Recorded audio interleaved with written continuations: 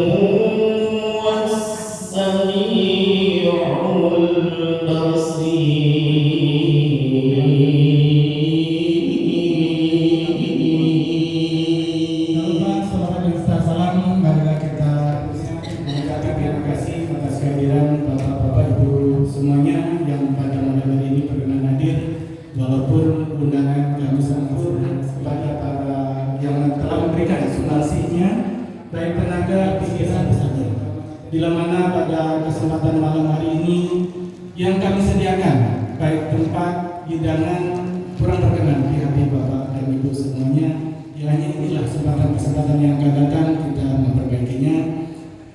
Hanya itu yang bisa saya sampaikan. Yang sekali lagi atas nama panitia mengucapkan terima kasih pada para donatur dan mohon maaf sebesar-besarnya atas tidak kenyamanan yang kami sediakan.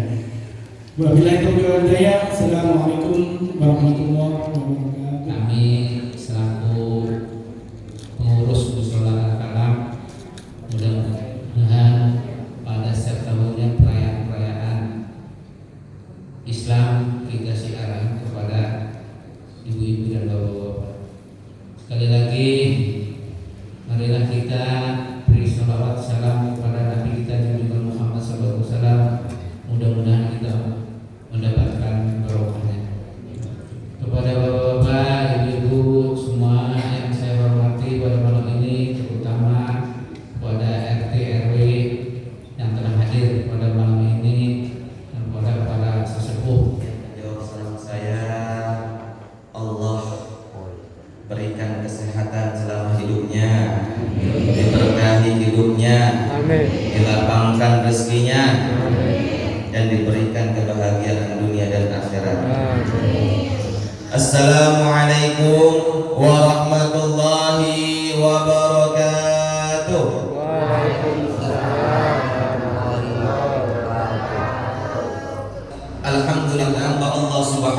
wa ta'ala untuk senantiasa memanjatkan rasa syukur kita kepada Allah Subhanahu wa ta'ala yang alhamdulillah sampai hari ini, sampai detik ini kita masih diberikan kesempatan oleh Allah untuk merasakan nikmat-nikmat yang Allah telah berikan.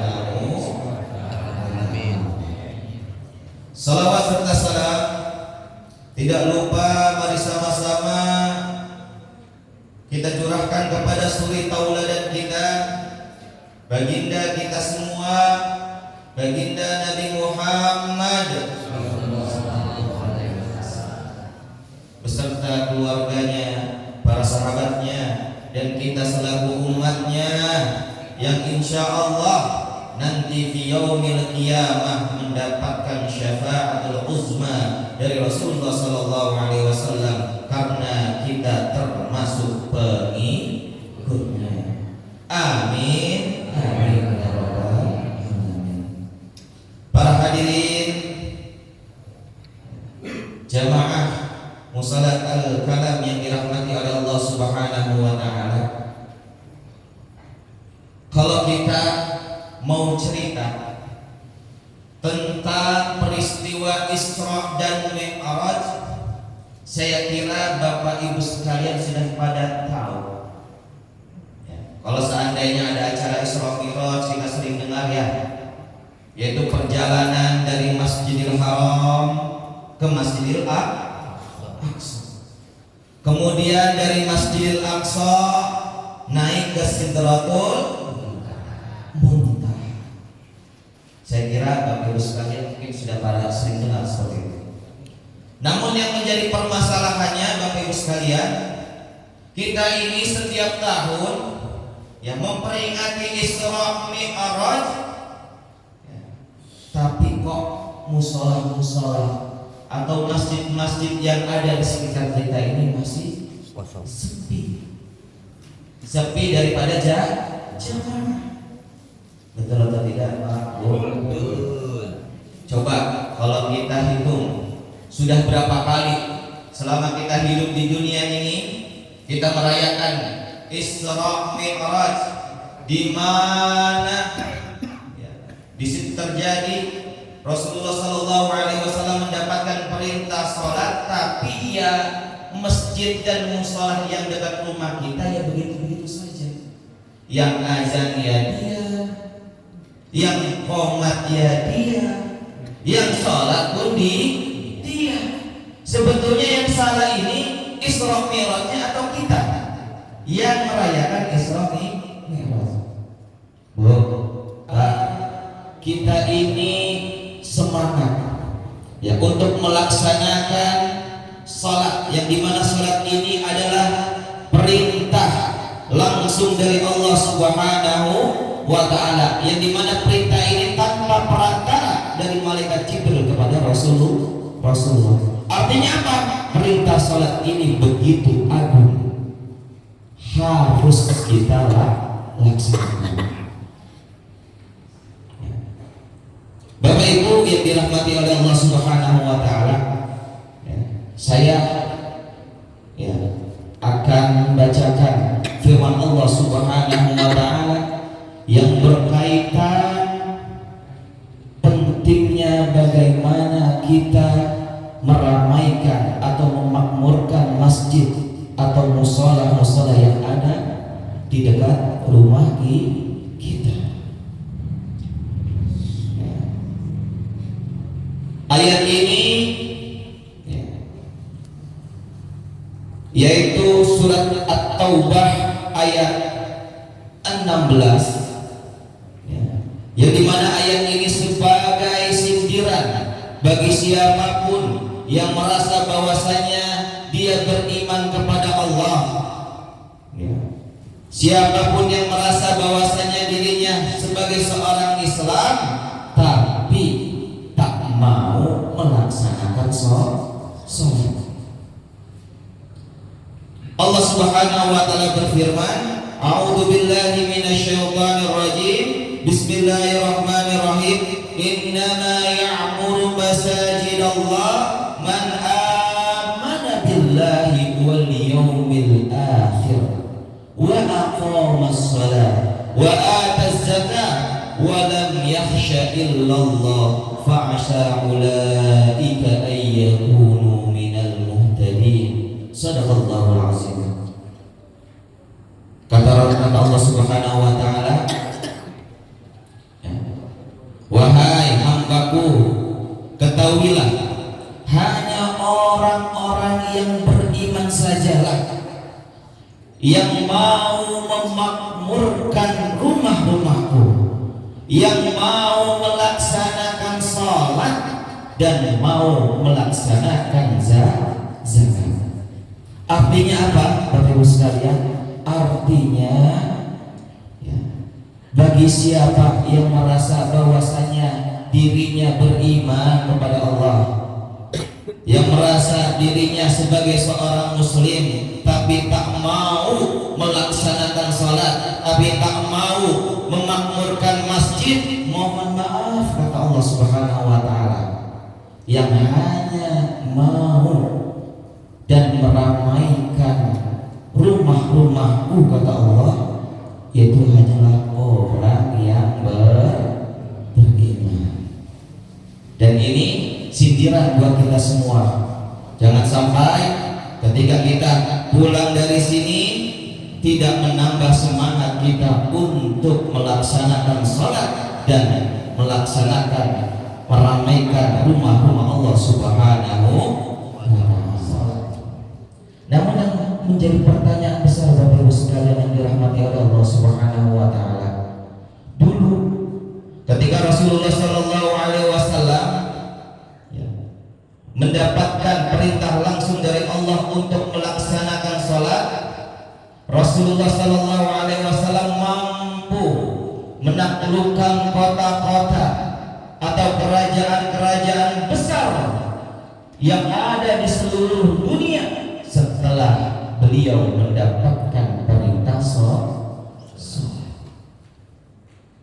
Namun mohon maaf Bapak Ibu sekalian, sekarang umat Islam, kita lihat Masjidil Aqsa yang hari ini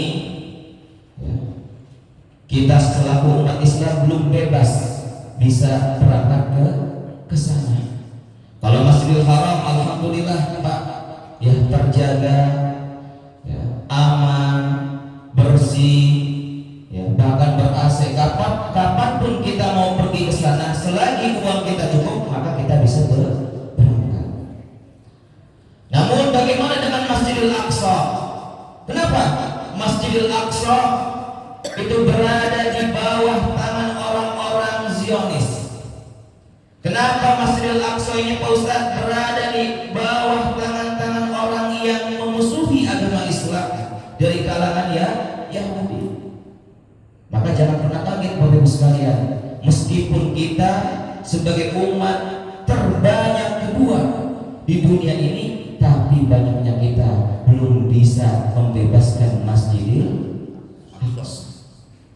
Dan ini sudah diberi kabar dari jauh-jauh hari oleh Rasulullah Sallallahu Alaihi Wasallam, yang dimana kabar ini sebenarnya kurang menyenangkan bagi kita semua.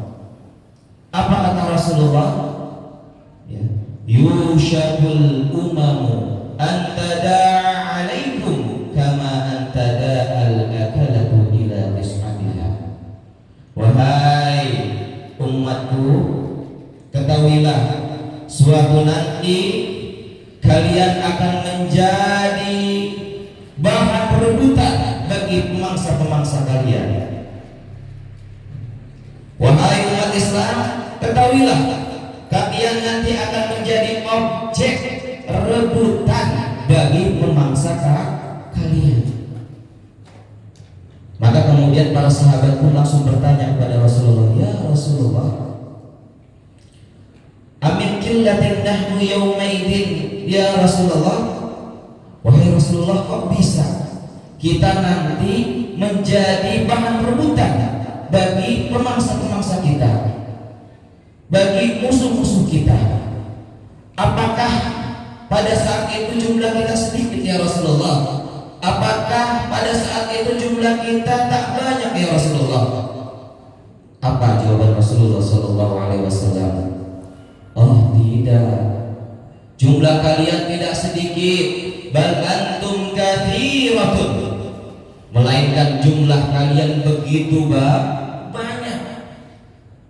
Walakinnakum guthaun kabusa'is sail, tapi banyaknya kalian itu bagaikan buih di atas laut yang tak ada bebannya sama sekali. Hajju imaduddin. Kenapa tidak mengatakan haji itu sebagai tiangnya agama? Karena begini Bapak Ibu sekalian, kenapa haji itu tidak dijadikan tiangnya agama? Karena haji ini perintah kewajibannya tidak menyeluruh. Tidak apa-apa, Bu? Tidak menyeluruh kepada umat baginda Nabi Muhammad sallallahu alaihi wasallam. Coba bagi orang yang sakit dan dia tidak bisa berangkat haji, apakah masih diwajibkan untuk berangkat haji? Tidak. Bagi yang tidak mampu dari segi finansial, apakah masih terkena kewajiban untuk melaksanakan haji? Tidak. Maka gugur kewajiban haji ini. Karena kenapa? Karena kewajiban haji tidak sifatnya menyeluruh. Berapa banyak Pak Bu kalau seandainya yang dijadikan sebagai imaduddin, tiangnya agama? Karena zakat juga perintah kewajibannya tidak menyeluruh. Bagi kita yang memiliki harta tapi tak sampai pada nisabnya, yang memiliki perkebunan, persawahan yang tak sampai pada nisabnya, maka dikenakan kewajiban membayar zakat atau tidak? Tidak. Maka gugurlah kewajiban zakat. Sisa berapa? 3. Sisa 3. Kemudian salat, kemudian puasa Ramadan. Bagi kita yang sedang musafir, terkena kewajiban puasa atau tidak? Tidak. Bagi kita yang sakit atau yang sudah rentah tua yang tak bisa sama sekali untuk melaksanakan puasa, masih terkena kewajiban puasa atau tidak? Tidak. Berarti puasa ini ya kewajibannya tidak menyeluruh, maka gugurlah ya puasa ini. Tinggal berapa? Tinggal 2. Tinggal sholat dan syahadat. Kalau sholat ini Pak juga tidak kita lakukan, kewajiban ini tidak menyeluruh, lalu apa yang menjadi pegangan kita bagi seorang muslim setelah kita bersyahadat kepada Allah Subhanahu wa ta'ala? Lalu apa yang menjadi bukti kita ya selaku hamba Allah Subhanahu wa ta'ala ketika kita mengakui bahwasanya kita adalah hamba Allah? Lalu apa yang mau kita buktikan kita sebagai hamba kepada Allah Subhanahu wa ta'ala? Kalau salat saja ditinggalkan. Makanya salat ini wajib. Bagi yang kaya wajib, bagi yang miskin wajib. Yang sehat atau yang sakit wajib salat atau tidak? Wajib. Orang yang sedang berpergian atau yang sedang tidak berpergian tetap wajib melaksanakan salat atau tidak? Wajib. Makanya salat ini dijadikan oleh Rasulullah Sallallahu Alaihi Wasallam sebagai tiangnya agama. Karena kalau salat juga ya tidak diwajibkan, perintah kewajibannya tidak menyeluruh, lalu apa yang bisa menjadi pegangan kita setelah kita bersyahadat kepada Allah Subhanahu wa ta'ala? Makanya Rasulullah mengatakan as-salatu imaduddin.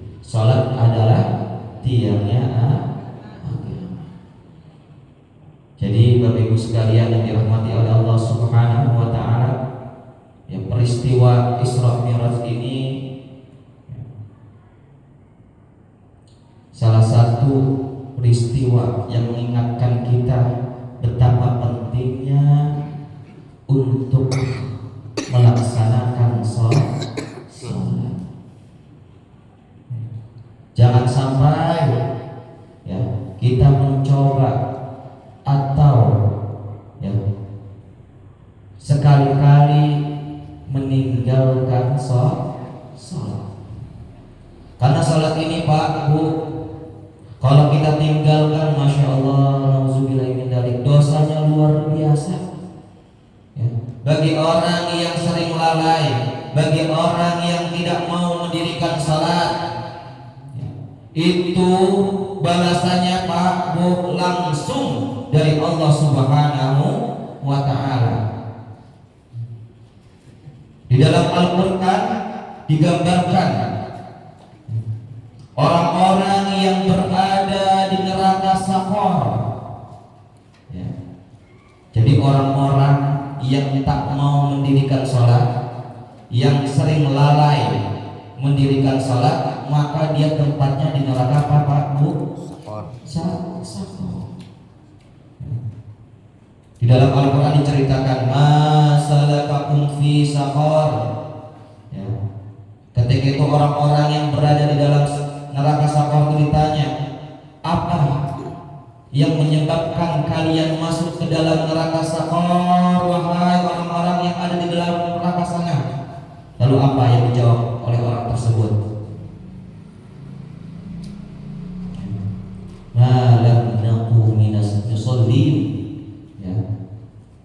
Kami ini bisa masuk ke dalam neraka Saqar karena kami dahulu ketika hidup di dunia bukan termasuk orang-orang yang mau mendirikan sholat. Malam naku minal musallin. Karena kami dahulu tidak mau beribadah kepada Allah, tak mau melaksanakan sholat, maka kami dijerumuskan oleh Allah ke dalam neraka yang bernama neraka Saqar.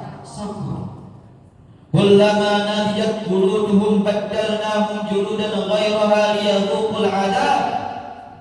Orang-orang yang berada di neraka Saqar itu setiap harinya kulitnya dibakar oleh api yang begitu panas. Ketika kulitnya terbakar, Allah ganti lagi dengan kulit yang baru. Agar apa? Agar mereka merasakan pedihnya, panasnya api neraka Saqar. Belum bisa sholat 5 waktu. Semoga Allah Subhanahu wa Ta'ala berikan taufik dan hidayahnya agar bisa melaksanakan sholat 5 waktu. Yang dahulu belum bisa melaksanakan sholat 5 waktu pada tepat waktu, semoga setelah ini Allah berikan hidayah kepada kita semua agar bisa melaksanakan sholat tepat waktu. Ya, semakin menjadi hamba-hamba Allah yang lebih bertakwa, yang lebih banyak lagi ibadahnya, dan lebih sedikit lagi amal salahnya, sehingga kita bisa berkumpul kembali di surganya Allah Subhanahu wa Ta'ala. Amin amin ya rabbal alamin. Barakallahu fi wa lakum fil Qur'anil azim. Wallahul muwaffiq ila aqwamit thoriq. Assalamualaikum warahmatullahi wabarakatuh. Wa jabbarin 'anid wa dhi 'ainin wa dhi bayyin wa min syarri kulli dhi syarrin innaka 'ala kulli syai'in wa haqqna bit-taqwa wal istiqamah wa 'inna.